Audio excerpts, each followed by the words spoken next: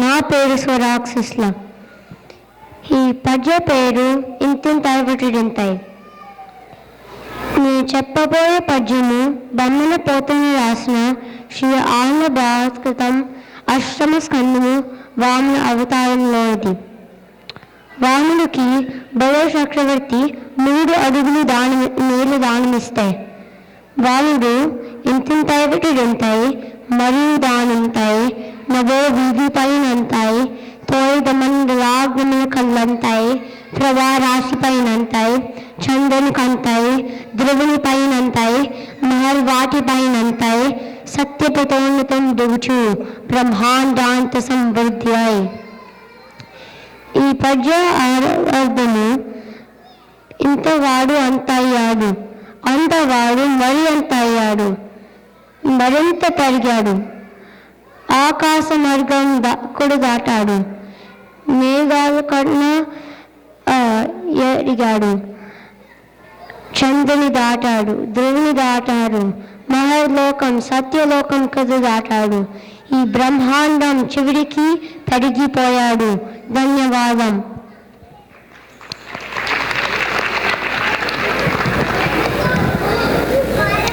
నమస్కారం. అందరికీ ఉగాది శుభాకాంక్షలు. నా పేరు హాసిని. నేను మన సంస్కృతిలో 3వ తరగతి చదువుతున్నాను. నేను చెప్పబోయేది సుమతి శతకం కెంచి ఒకటి. సుమతి శతకం ఒక కవి బద్దన రాశాడు. ఇప్పుడు చెబుతాను. కనకపు సింహాసనమున శునకము గూర్చుండపెట్టి శుభలంగమున దొనరంగ పట్టము కట్టిన వెనుకటి గుణమేల మాను వినరా సుమతి. అనగా కుక్కని తీసుకొని బంగారు సింహాసనంలో కూర్చోపెట్టి పట్టాభిషేకం చేసినా కానీ దాని బుద్ధి ఎలా మారవదో అలా చెడ్డవాడిని తెచ్చి మంచి పట్టాభి ఇచ్చి గౌరవంగా చూసుకున్నా కానీ వాడి చెడ్డ బుద్ధి అలానే మారవదు. ధన్యవాదాలు.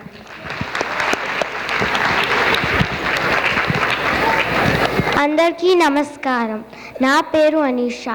నేను పాడే పద్యం మహాకవి పోతన రాసిన ఆంధ్ర మహాభాగవతంలోని 8వ స్కందం గజేంద్ర మోక్షం అనే కథలోనిది.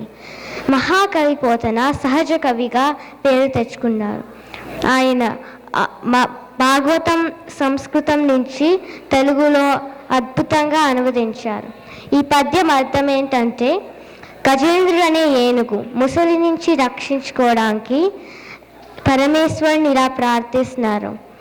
మొదటి నుంచి చివరి వరకు ఆయనే అని, ఈ ప్రపంచం ఆయన నుంచే పుట్టిందని, అందరిలో ఉన్న ఆత్మస్వరూపం ఆయనే అని, అలాంటి దైవంను రక్షించమని వేడుకుంటున్నాడు. ఎవ్వనిచే జనించు జగమెవ్వని లోపల నుండు లీనమై, ఎవ్వని ఎందుడిందు పరమేశ్వరుడెవ్వడు మూల కారణం బెవ్వడు, అనాది మధ్యలయుడెవ్వడు సర్వము తానైన వాడెవ్వడు, వాణి ఆత్మపై ఈశ్వరుడే శరణంబు వేడదన్. ఈ అవకాశం ఇచ్చినందుకు కృతజ్ఞతలు.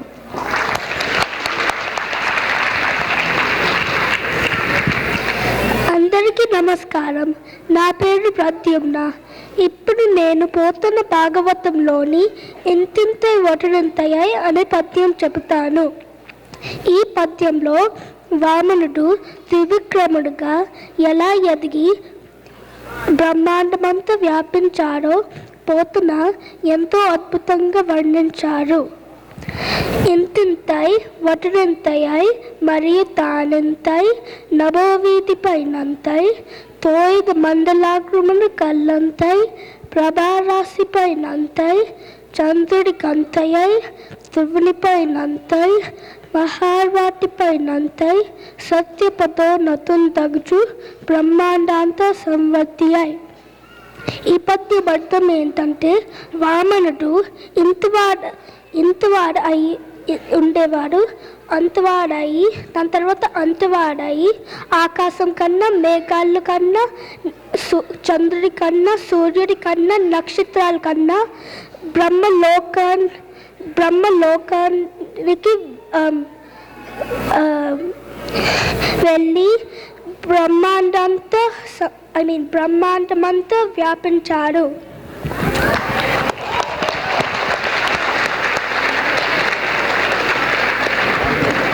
Okay.